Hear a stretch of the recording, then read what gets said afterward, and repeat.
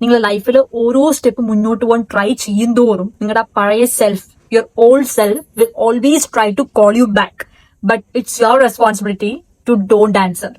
നിങ്ങൾ ഒന്ന് അത് എടുത്ത് ആൻസർ ചെയ്ത് കഴിഞ്ഞു കഴിഞ്ഞാൽ നിങ്ങൾ എഗെയിൻ ആ പഴയ ലൂപ്പിന്റെ ഉള്ളിൽ തന്നെ പെട്ടുപോകും. ദാറ്റ് നിങ്ങൾ അത്രയും കഷ്ടപ്പെട്ടിട്ടായിരിക്കും ആ ഒരു ഹാബിറ്റ് അല്ലെങ്കിൽ ആ ഒരു കാര്യം നിങ്ങൾക്ക് ചേഞ്ച് ചെയ്യാൻ പറ്റാത്ത അത്രയും എഫേർട്ട് ഇട്ടായിരിക്കും ചേഞ്ച് ചെയ്ത് മെല്ലെ ഒന്ന് ഗ്രോത്തിലോട്ട് പോകുന്നുണ്ടാവുക.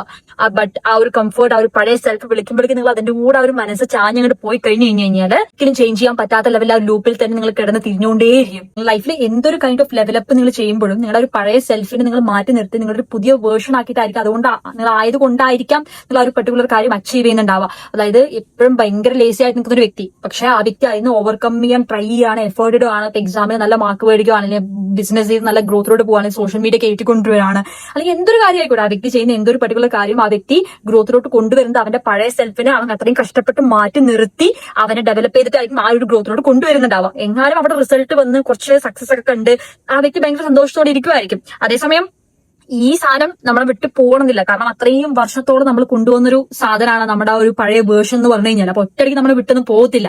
അപ്പൊ അതുകൊണ്ട് അത് വിളിക്കും, നമുക്ക് ഇതാണ് കംഫർട്ട്, ഇത് ഇത്രയൊക്കെ അച്ചീവ് ചെയ്തില്ല, ഇനി കുറച്ചിങ്ങനെ റെസ്റ്റ് എടുക്കാം, അല്ലെങ്കിൽ കുറച്ച് ഈ ഒരു രീതിയിൽ പഴയ പോലെയൊക്കെ പോവാം, അങ്ങനെ ഇങ്ങനെയൊക്കെ പോവാം. അപ്പൊ നമ്മള് ഏതൊരു മൊമെന്റിൽ നമുക്കത് മിസ് ചെയ്യും. കാരണം എന്താ പറയാ, നമ്മൾ എപ്പോഴും ചിലപ്പോൾ ഇങ്ങനെ ചടഞ്ഞുകൂടി ഇങ്ങനെ ഇരിക്കുന്ന ഒരു വ്യക്തി ആയിരിക്കാം. അപ്പൊ പെട്ടെന്ന് പ്രൊആക്റ്റീവായി നമുക്ക് സക്സസും കിട്ടി, ഇനി കുറച്ച് കംഫർട്ട് സോണിൽ പോവാം, പണ്ടത്തെ പോലെ ഇരിക്കാന്നുകൊണ്ട് നമ്മൾ എങ്ങാനൊന്നും മനസ്സ് മാറി അതിലോട്ട് വീട് കഴിഞ്ഞാൽ കഥ തീർന്ന്.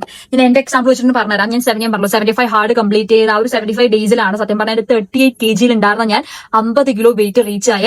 ആൻഡ് നിങ്ങൾക്ക് അതിന്റെ ട്രാൻസ്ഫോർമേഷൻ കാര്യങ്ങളൊക്കെ എന്റെ ഇൻസ്റ്റാഗ്രാമിൽ ഉണ്ടാവും, നിങ്ങൾ വന്ന് പോയി നോക്കുക, അല്ലെങ്കിൽ അക്കൗണ്ട് ഞാൻ ഡിസ്ക്രിപ്ഷൻ അത് കൊടുക്കാൻ ചെക്ക് ചെയ്ത് നോക്കുക. അതിന് ശേഷം ഞാൻ മെല്ലെ ഒറ്റയടിക്ക് ഫുഡ് കമ്മിയാക്കി വെള്ളം കുടിക്കാതെ എന്നാലും ഞാൻ പറഞ്ഞത് ഗ്രാജുവലി ആ ഒരു 7 ടൈം മീൽസ് കഴിക്കുന്നത് മിനിമം ഒരു 6 മീൽസ് എങ്കിലും ഞാൻ മെയിൻറ്റെയിൻ ചെയ്ത് പോയിരുന്നെങ്കിൽ കുഴപ്പമില്ല. പിന്നെ ഇടയിൽ എന്തായി, ചിലപ്പോൾ മീൽസ് സ്കിപ്പ് ചെയ്യാൻ തുടങ്ങി, 6ന് പകരം 3 മീൽസ് പോലും പ്രോപ്പറായിട്ട് കഴിക്കാതെ, ചിലപ്പോൾ ബ്രേക്ക്ഫാസ്റ്റ് സ്കിപ്പ് ചെയ്യും, ചിലപ്പോൾ ലഞ്ച് സ്കിപ്പ് ചെയ്യും, 3 ലിറ്റർ വെള്ളം എന്നുള്ളത് ഒരു ലിറ്റർ കുടിച്ചു എന്നായി.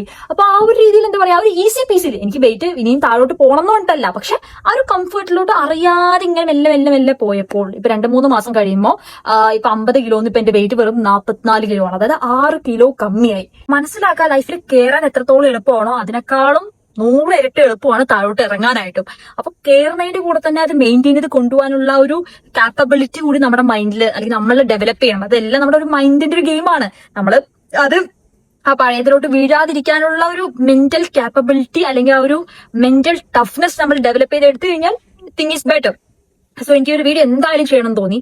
ബിക്കോസ് എല്ലാവരും പറയുന്നത് അച്ചീവ് ചെയ്യാൻ ബുദ്ധിമുട്ടാണ്. ബട്ട് അച്ചീവ് ചെയ്ത ആൾക്കാരോട് ഒന്ന് ചോദിച്ചാൽ അറിയാൻ പറ്റും, അച്ചീവ് ചെയ്യുന്നത് ബുദ്ധിമുട്ടാണെങ്കിൽ അതിനേക്കാളും വരെ അതിന്റെ ഒപ്പം ഈക്വലി ബുദ്ധിമുട്ടായിട്ടുള്ള കാര്യമാണ് സസ്റ്റെയിൻ ചെയ്ത് കൊണ്ടുപോകാന്ന് പറയുന്നത് കഴിഞ്ഞാൽ. അതായത് അച്ചീവ് ചെയ്യുന്ന ഒരു വ്യക്തിയെ സംബന്ധിച്ചോളം അതിനു വേണ്ടിയുള്ള സ്ട്രഗിളിംഗ് ആണ്. പക്ഷെ അച്ചീവ് ചെയ്ത ഒരാളെ സംബന്ധിച്ചോളം അതിനേക്കാളും പ്രഷറാണ്. കാരണം അത് അവന് മെയിൻറ്റെയിൻ ചെയ്ത് കൊണ്ടുപോയേ പറ്റൂ. ഒരു എക്സാമ്പിൾ ഇപ്പൊ എന്റെ തന്നെ പലരും പറയുന്നത് ഭയങ്കര സ്ട്രോങ് ആണല്ലേ, ലൈക്ക് അതായത് I'm not at all that much strong. Like എന്നെ പേഴ്സണലി അറിയുന്നവർക്ക് അറിയാം, I cry a lot. But മറ്റുള്ളവരുടെ മുന്നിലല്ല. ബട്ട് സ്റ്റിൽ വെളിയിൽ നിന്ന് നോക്കുന്ന സമയത്ത് തോന്നുമായിരിക്കാം, because the way I speak and all those things. But there is a side of me she is very weak. But എനിക്ക് സ്ട്രോങ് ആവാതിരിക്കാൻ വേറെ ഓപ്ഷൻ ഇല്ലാത്തതുകൊണ്ട് ഐ എം മേക്കിംഗ് മൈസെൽഫ്.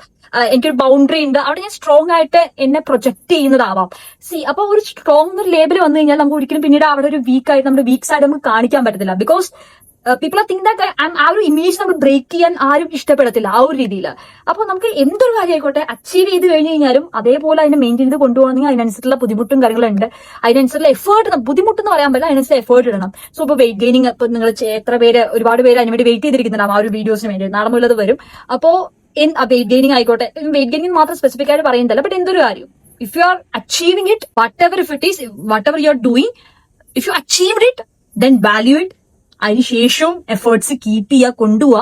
ചിലപ്പോൾ അവിടേക്ക് എത്താനായിട്ട് നമ്മൾ അത്രയ്ക്ക് എഫേർട്ട് ഇട്ടാം, അതേ ലെവലിൽ ഇട്ടാൻ പറ്റിയില്ലെങ്കിലും ഒരു മീഡിയം ലെവലിൽ അത് മെയിൻറ്റെയിൻ ചെയ്ത് കൊണ്ടുപോകുന്ന ലെവലിൽ കാര്യങ്ങൾ ചെയ്യാൻ നോക്കാം. So yeah, it's all about this video.